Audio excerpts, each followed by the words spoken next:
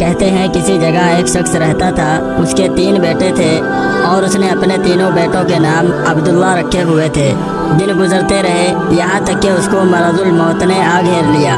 اس نے اپنے تینوں بیٹوں کو بلا کر وصیت کی کہ عبداللہ کو وراثت ملے گی، عبداللہ کو وراثت نہیں ملے گی اور عبداللہ کو وراثت ملے گی، اور اس کے ساتھ ہی اس کی روح نکل گئی۔ وہ خود تو فوت ہو گیا مگر اپنے بیٹوں کو حیرت میں ڈال گیا کہ کیسے فیصلہ کریں کہ کن 2 عبداللہ کو وراثت ملے اور کس ایک کو نہیں ملے گی۔ تینوں نے فیصلہ کیا کہ شہر جا کر قاضی سے اپنا مسئلہ بیان کریں اور اس سے کوئی حل مانگے۔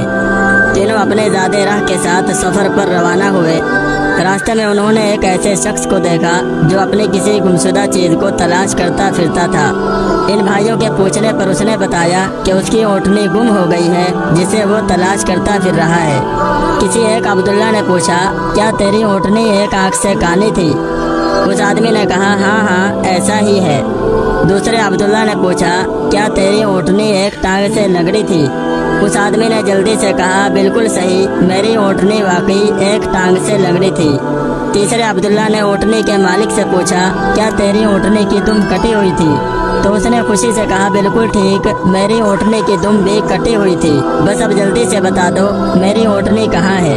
تینوں عبداللہ نے مل کر جواب دیا، بخدا ہمیں آپ کی اونٹنی کے بارے میں کوئی علم نہیں، ہم نے اسے ہرگز نہیں دیکھا۔ اونٹنی کا مالک ان کی یہ بات سن کر غصے سے پاگل ہو گیا۔ اس نے فیصلہ کیا کہ ان تینوں کو قاضی کے پاس لے جائے گا۔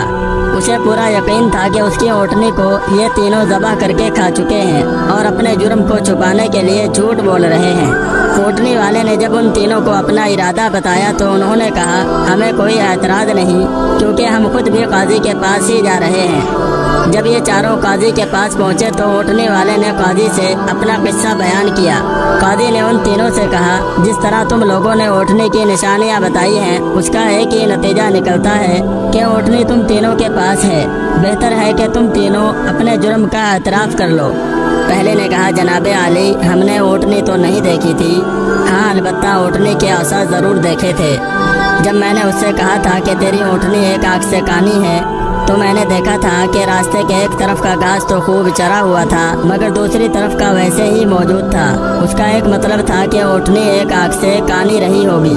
دوسرے عبداللہ نے کہا کہ میں نے تو دیکھا تھا کہ راستے میں 3 قدم تو گہرے لگے ہوئے ہیں جبکہ چوتھا قدم زمین پر معمولی پڑا ہوا تھا، جس کا مطلب بس اتنا ہی بنتا تھا کہ یہ جانور لنگڑا بھی تھا۔ تیسرے عبداللہ نے کہا کہ اونٹ جب راہ چلتے ہوئے اپنا گوبر گراتے ہیں تو تم سے ادھر ادھر بکھیرتے ہیں، جبکہ ہم جس راہ سے آئے تھے وہاں پر گوبر ایک ہی لائن میں سیدھا گرا ہوا تھا، جس کا ایک ہی مطلب ہو سکتا تھا کہ اونٹنی کی دم کٹی ہوئی تھی جو اپنا گوبر دائیں بائیں نہیں پھیلا پائی۔ قاضی نے بغیر کسی دیر کے اس آدمی کی طرف دیکھا اور کہا، تم جا سکتے ہو، تمہاری اونٹنی ان لوگوں کے پاس نہیں ہے اور نہ انہوں نے اسے دیکھا ہے۔ اونٹنی والے شخص کے جانے کے بعد ان تینوں بھائیوں نے قاضی سے اپنا قصہ بیان کیا، جسے سن کر قاضی بڑا حیران ہوا۔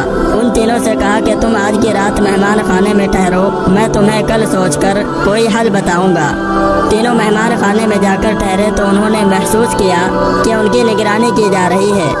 کچھ دیر کے بعد ان تینوں کے لیے کھانا لایا گیا جو گوشت کے پکے ہوئے سالن اور روٹیوں پر مشتمل تھا۔ پہلے نے کھانے کو دیکھتے ہی کہا، یہ سالن کتے کے گوشت کا ہے۔ دوسرے نے کہا، روٹیاں جس عورت نے پکائی ہیں وہ حمل کے ساتھ پورے دنوں سے ہے۔ تیسرے نے کہا، یہ قاضی حرام کی اولاد ہے۔ بات قاضی تک پہنچ گئی۔ اس نے تینوں کو دوسرے دن اپنی عدالت میں طلب کر لیا اور تینوں سے مخاطب ہو کر کہا کہ تم میں سے کس نے کہا تھا یہ کتے کا گوشت پکا ہوا ہے؟ پہلا بولا، میں نے کہا تھا۔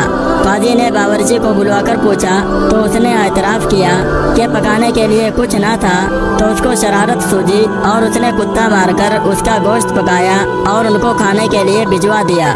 قاضی نے پہلے سے پوچھا، تمہیں کس طرح پتہ چلا یہ گوشت کتے کا ہے؟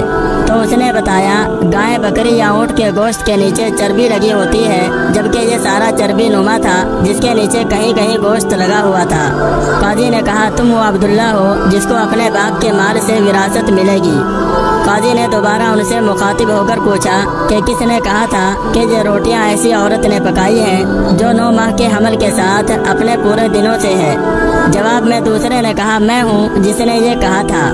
قاضی نے پوچھا، تمہیں یہ کیوں کر لگا लगा तो उसने कहा कि मैंने देखा कि रोटियां एक तरफ से भुनी हुई और खूब पकी हुई हैं तो दूसरी तरफ से कच्ची और मोटी रह गई हैं। मैंने इससे यही अंदाज़ा किया कि रोटियां बनाने वाली ऐसी खातून है जिससे तकलीफ के मारे ज़्यादा झुका नहीं जा रहा और वो सामने की चीज़ भी नहीं देख पा रही, जिसका मतलब यही बनता था कि औरत हामला है और रोटियां बनाने में तकलीफ महसूस करती रही है। काजी ने दूसरे से भी कहा कि तुम वो अब्दुल्ला हो जिसको अपने बाप की विरासत से हिस्सा मिलेगा। फिर काजी ने तीनों से मुखातिब होकर पूछा, ये किसने कहा था कि मैं हराम की औलाद हूँ? तीसरे ने जवाब दिया, ये मैंने कहा था। काजी उठकर अंदर गया और अपनी माँ से पूछा, क्या ये सच है कि वो हरामी है? तो उसकी माँ ने कहा, यह सच है कि तुम हराम के हो। काजी ने वापस आकर तीसरे अब्दुल्ला से पूछा, तुम्हें क्यों कर मालूम हुआ कि मैं हरामी हूँ? उसने जवाब दिया, अगर तुम हलाली होते तो मेहमान खाने में हम पर निगरान न मुकर्रर करते, ना ही कुत्ते का गोश्त पकवाकर हमें खाने के लिए भिजवाते और ना ही कच्ची रोटियाँ किसी मजलूम औरत से बनवाकर हमें खिलवाते। काजी ने उसे मुखातिब करते हुए कहा कि तुम वो अब्दुल्ला हो जिसको उसके बाप की विरासत से हिस्सा नहीं मिलेगा। तीसरे ने हैरत के साथ काजी को देखा और पूछा, मगर ऐसा क्यों है? काजी ने कहा, क्योंकि एक हरामी ही दूसरे हरामी को ठीक ठीक पहचान सकता है और तुम भी मेरी तरह हराम की औलाद हो। विरासत पाने वाले दोनों अब्दुल्ला अपनी माँ की तरफ लौटे और दरियाफ्त किया कि हमारे तीसरे भाई का क्या माजरा है।